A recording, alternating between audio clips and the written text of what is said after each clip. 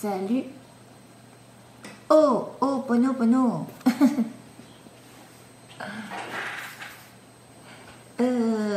Et oui, je dis oh, oh, Pono, Pono. Vous savez ce que signifie oh, Pono, Pono? Eh bien, chez les Hawaïens, ça veut dire pour régler les conflits, ils font oh, oh, Pono, Pono.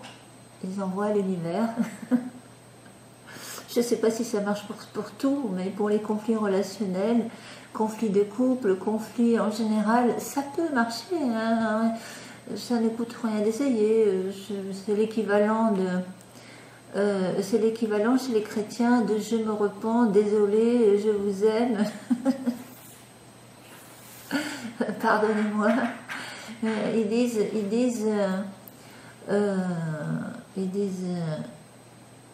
désolé, pardonne-moi, merci, je t'aime, je vous aime. Je vais essayer. Non, je dis ça parce que c'est vrai que quand on fait des vidéos comme ça, en direct ou pas en direct, oui, c'est pas souvent que je fais ça en direct, hein, c'est pas évident de parler comme ça dans un petit objectif, Lumix. Je vais essayer de faire un speech cohérent. Mais c'est vrai que quand on fait des vidéos comme ça, eh bien, malheureusement, on finit toujours par blesser les uns, quelques-uns se sentent toujours visés, blessés. Et j'ai envie de dire à ces personnes, il ne faut pas le prendre comme ça. Parce que sur Internet, vous avez des tas de gens qui pensent différemment. C'est pas la pensée unique sur Internet, vous avez remarqué. Alors, on a beau, résister contre la pensée unique du nouvel ordre mondial, qui soit des illuminés, mais pour moi qui est déjà derrière, bon, ça n'engage que moi. Mais si on résiste contre la pensée unique, il ne faut pas que nous aussi, on veut imposer notre pensée unique à nous. C'est pour ça que je dis toujours... ce que je dis n'engage que moi, c'est juste ce que je pense, c'est mon interprétation des choses, mais c'est pas forcément la vérité absolue pour tout le monde. Voilà. On pourrait presque dire qu'il y a autant de vérités que d'individus sur Terre, parce que chacun a ses perceptions très personnelles et son interprétation des choses et sa vision du monde et du futur, etc. Et oui, c'est comme ça, et tant mieux que ce soit comme ça, sinon le monde serait bien triste. Figurez-vous que ce matin, donc, je vais faire une vidéo pour les gens qui me déposent délicatement sous mes vidéos des commentaires. Oui, quand je dis délicatement, c'est vrai que certains ne sont pas très délicats, mais certains essayent de me faire comprendre que je serais peut-être sur la mauvaise pente et que je suis sous l'influence de Satan et sa horde de démons. Je ne me moque pas de vous, je suis comme ça, je ris spontanément. Non. Et qui veulent m'avertir, et que je sais que ça part d'une bonne intention, pour certains d'entre vous, sûrement même, parce que moi, à 17-18 ans, j'étais comme vous, je voulais sauver tout le monde des affres, pas de l'enfer, parce que je ne crois pas, mais à l'époque, pendant 3 mois, j'ai été donc, chez les témoins de Jéhovah, qui m'ont appris, qui m'avait pas mal conditionné à l'époque, mais attention, tout n'est pas négatif non plus chez les témoins de Jéhovah. Un jour, il faudrait que je fasse une vidéo sur et de dire le pour et le contre, ce à quoi je crois, ce à quoi je ne peux pas croire, parce que j'ai pas eu de réponse à mes questions de toute façon. Mais c'est vrai que vous trouverez aucun témoin de Jéhovah dans les prisons, à part pour objecteurs de conscience, parce qu'ils veulent pas faire la guerre.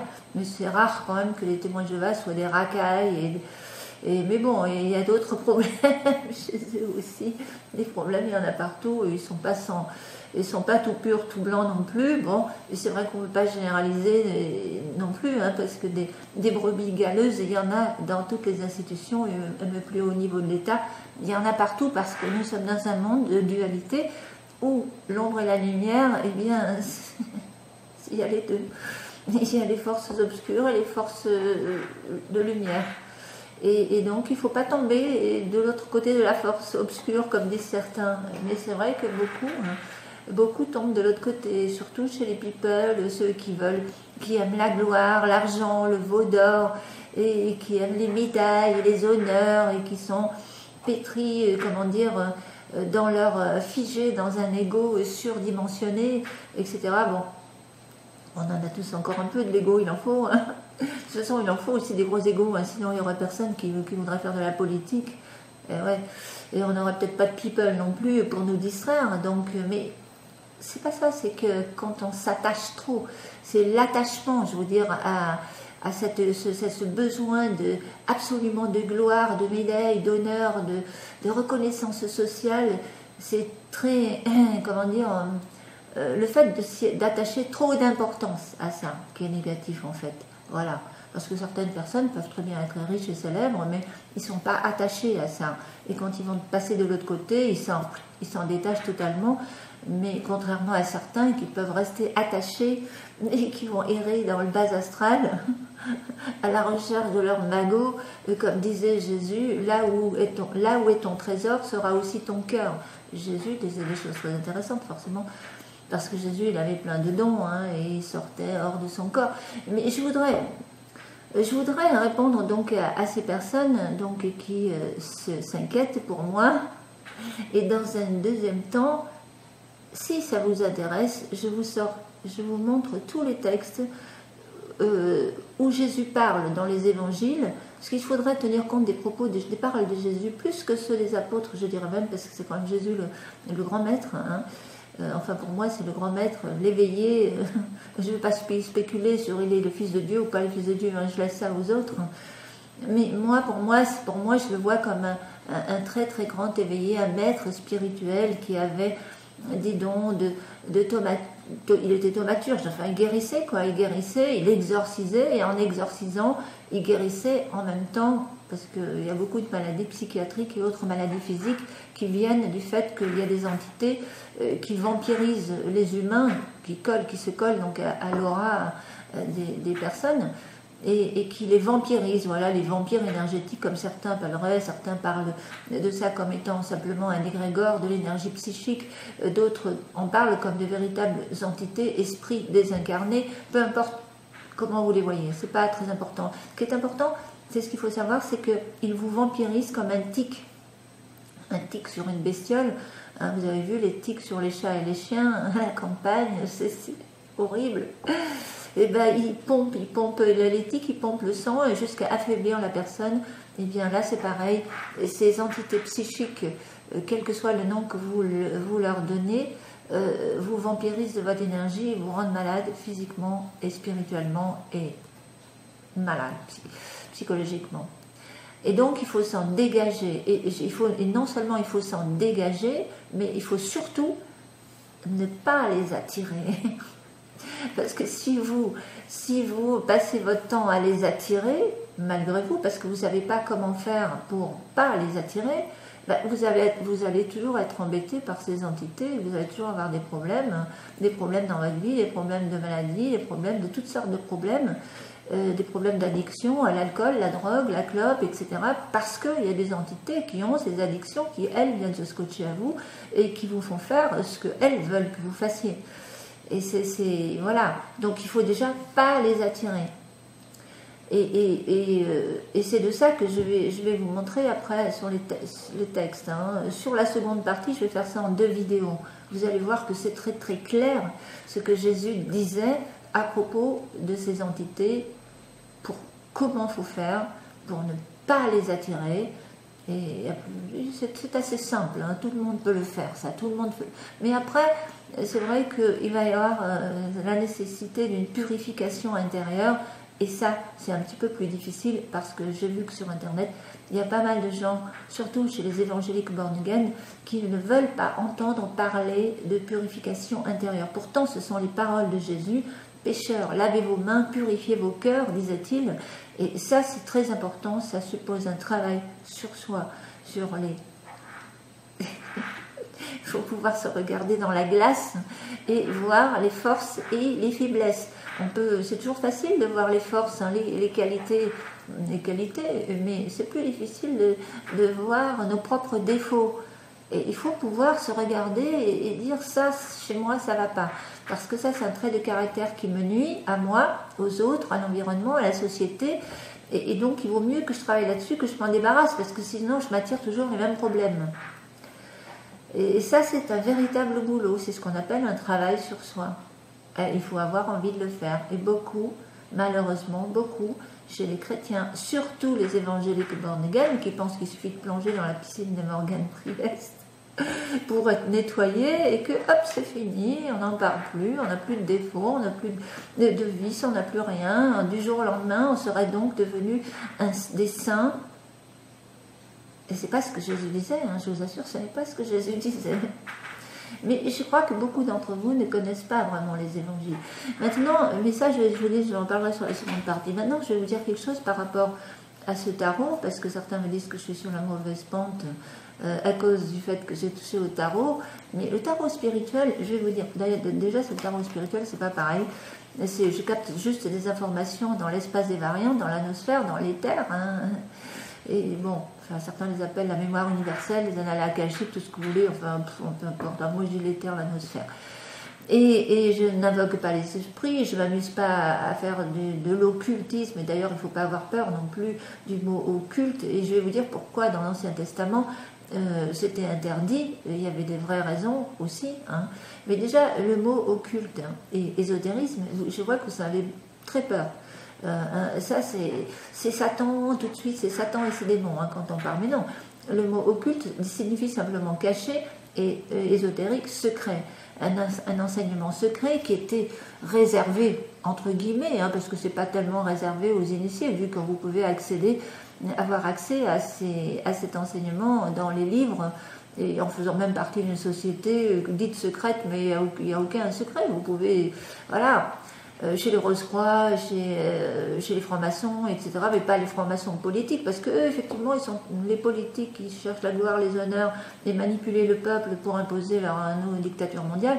Ceux-là, ils sont tombés du côté de la force obscure.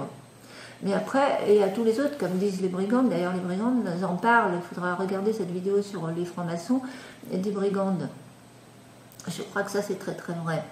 Donc il y a aussi, c'est ce que j'ai toujours pensé, c'est que les francs-maçons qui comment dire, sont dans la loge où ils parlent philosophie, où ils cherchent à comprendre les mystères des Égyptiens, etc., il n'y a absolument rien de négatif. Ça, c'est un enseignement que tout le monde peut accéder. Dans les livres, je vous assure, moi j'ai appris tout ça dans les bouquins. Hein. Je vais dans une librairie, même pas forcément ésotérique, hein. Donc vous pouvez accéder, mais seulement il faut le vouloir, il faut avoir envie de trouver, de chercher. D'ailleurs Jésus disait qui cherche trouve. Ça prouve aussi que Jésus était conscient que ça supposait quand même un effort d'aller chercher l'information, d'essayer de comprendre. Et d'ailleurs en son temps, quand il voulait faire passer son message sur le royaume des cieux, donc la vie après la mort et une nombreuse demeure de la maison de mon père, disait-il, donc les niveaux de conscience, les différents plans de conscience. Beaucoup de contemporains de Jésus ne comprenaient pas et ils disaient « Homme de peu d'intelligence, vous ne comprenez pas ces choses-là, pourtant c'est des choses... Hein, » voilà, quand par exemple, il y a un type qui posait la question sur... Parce qu'à l'époque, la polygamie était courante, et encore dans certains pays aujourd'hui, enfin certains sont encore courants chez les musulmans, la polygamie, mais bon... Toujours est-il qu'il y a un monsieur qui posait la question à Jésus, quand je vais mourir, quelle est la femme que je vais récupérer de l'autre côté? J'en ai eu 3, enfin lui ou l'autre, je lui parlais d'un autre pote. Et Jésus disait, mais vous ne comprenez donc pas que... oui, c'est là que je crois que si je me trompe, comprenez-moi, vous regardez les textes, homme sans intelligence, vous ne comprenez donc pas ça, et que de l'autre côté, vous serez comme des anges dans les cieux. Les anges sont asexués, non plus, les êtres spirituels n'ont plus de corps physique, donc ils ne font pas l'amour comme nous, sexuellement, quoi. Donc les anges sont des êtres asexués. Et ça, c'est un passage qui est très important et qui est ignoré par certains qui ne croient pas à la vie après la mort. Par exemple, comme les témoins de Jéhovah, vous ne croyez pas à la vie après la mort. Pourtant, Jésus le dit clairement. Mais apparemment, les paroles de Jésus, vous n'avez rien à faire. C'est assez étrange quand même. Hein. Et puis, alors, qu'est-ce que je voulais dire d'autre? Oui, je voulais dire... Ça, pour moi, c'est un outil. Et comme tout outil, comme tous les outils, eh bien, c'est la manière dont on s'en sert. Pourquoi on va utiliser ça? Dans quel but? les intentions, c'est ça qui compte en réalité. Si vous utilisez le tarot pour raconter des conneries et n'importe quoi à ceux qui viennent nous faire tirer le tarot et vous soutirez uniquement de l'argent pour faire de l'argent, la gloire, machin, encore une fois, là c'est totalement négatif. Donc ce n'est pas ça qui est négatif, c'est l'usage qu'on en fait. Hein, voilà. Moi, je me suis amusée, je ne suis pas tarologue confirmée, rien du tout. Je me suis amusée à ça lors des dernières élections de Macron. Et d'ailleurs, vous remarquerez que tout ce que j'avais dit avant, c'était bon, à part Macron, que je n'ai pas vu. Personne ne l'a vu d'ailleurs. Pourquoi? Parce qu'il n'était pas dans la noosphère. On l'a fait monter très rapidement. Macron, il a été mis sur un piédestal par la masse médiatique, c'est tout. Il a été fabriqué au dernier moment à une vitesse grand V, ce qui fait que les Grégoire Macron n'y étaient même pas assez important dans la noosphère pour être capté par des gens qui s'amusent avec ça.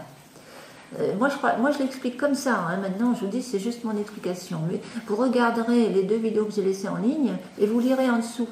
Et puis, vous regardez les informations qui sont sorties à ce moment-là. Dans le contexte, c'est exactement ce qui s'est passé. J'avais vu donc la montée de Mélenchon, la rechute, j'avais vu l'explosion du PS, j'avais vu l'alliance, c'était pas facile à voir, hein, l'alliance Dupont-Aignan-Marine Le Pen, je l'avais vu aussi, vous regarderez.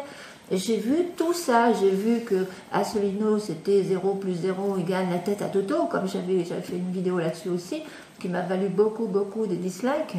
En réalité, tout ce que je disais sur ces deux vidéos, c'était avéré exact, à part le fait que Macron est arrivé comme un cheveu sur la soupe, et ça, je vais vous dire, les voyantes qui se disent confirmées et qui font sortir la carte bleue, elles croyaient aussi à la réussite de Marine Le Pen. Et puis alors, les autres, la preuve, moi je les ai enregistrées, je les ai dans mon ordinateur. Hein. Et il y en a même qui disaient, il y en a une très... enfin, je ne vais pas parler des autres. Mais de toute façon, elles se sont trompées, voilà, c'est tout. Sur toute la ligne, carrément, trompées. Il y en a même une qui voyait Fillon président. C'est pour vous dire. Enfin...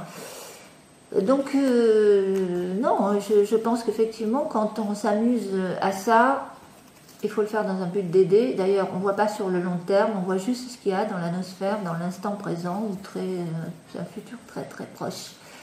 Et c'est ce que je crois, moi.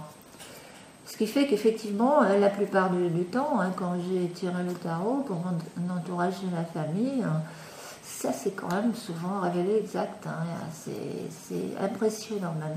Mais bon, je ne veux pas trop le faire pour ma famille parce que des fois, je n'ai pas toujours envie de savoir.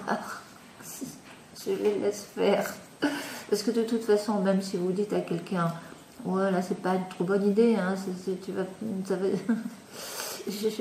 J'avais un copain qui voulait monter sa boîte et qui s'était associé avec quelqu'un, je lui ai dit, tu sais, je sais pas si tu peux faire confiance à ton associé, et puis bon, il l'a quand même fait, et puis au bout de quelques mois, ils ont été obligés de se séparer, parce que l'associé, il piquait dans la caisse, il faisait des trucs, la magouille, quoi, enfin, il ne pouvait pas lui faire confiance du tout, voilà. Et plein de choses comme ça, enfin, voilà. Donc ça peut aider, mais il faut, je vous dis, c'est vraiment un outil, et le tarot, c'est, si vous l'utilisez vraiment pour aider, il n'y a pas de souci.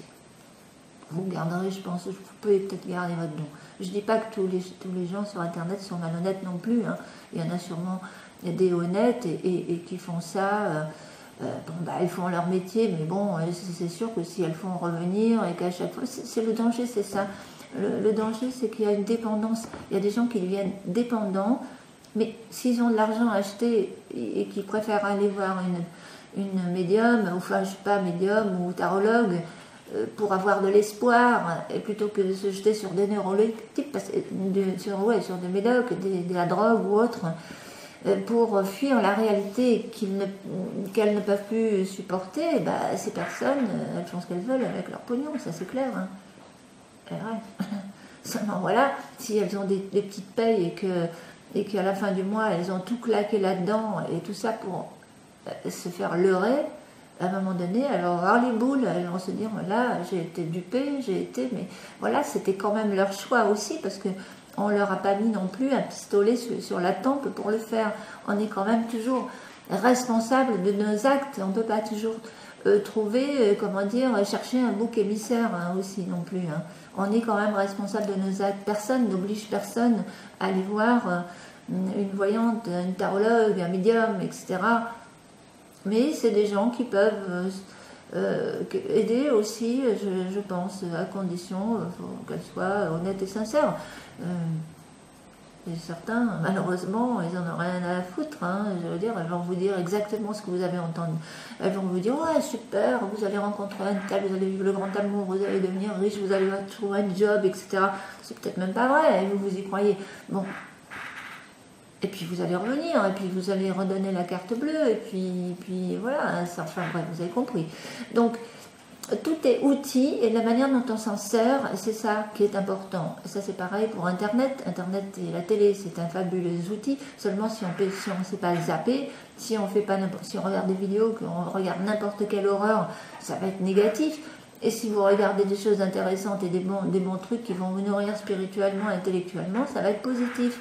Vous voyez, c'est comme certains qui me disent « Ah, mais toi, t'es lobotomisé, tu regardes encore la télé. » Mais moi, je regarde les analystes avec beaucoup de recul, parce que je me dis, il faut quand même savoir ce qui se dit, hein, tout en restant très consciente et lucide sur ce qui se dit. Mais ça ne sert à rien de se voiler la face, je ne veux plus rien savoir de ce monde de Satan, comme vous dites. Au contraire, il faut savoir ce qu'ils fabriquent. Et ouais, bien sûr, pour pouvoir mieux les contrer. Et donc, c'est comme ça que ça marche. C'est pareil pour la télé, vous avez le zap, si vous ne voulez pas voir.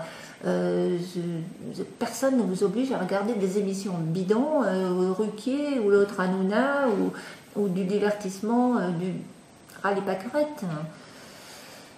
Vous pouvez choisir vos émissions, vos reportages, des émissions qui vous enrichissent. Voilà, c'est tout. C'est comme ça que je vois les choses, moi. Alors, ça me fait toujours rire. C'est vrai que des gens qui trouvent des boucs émissaires partout et qui se disent, moi, on est influencé, manipulé, influencé. Il y en a un chien aujourd'hui, quand même, pourquoi je ne suis pas manipulée, moi? Pourquoi il y a plein de gens qui ne sont pas manipulés?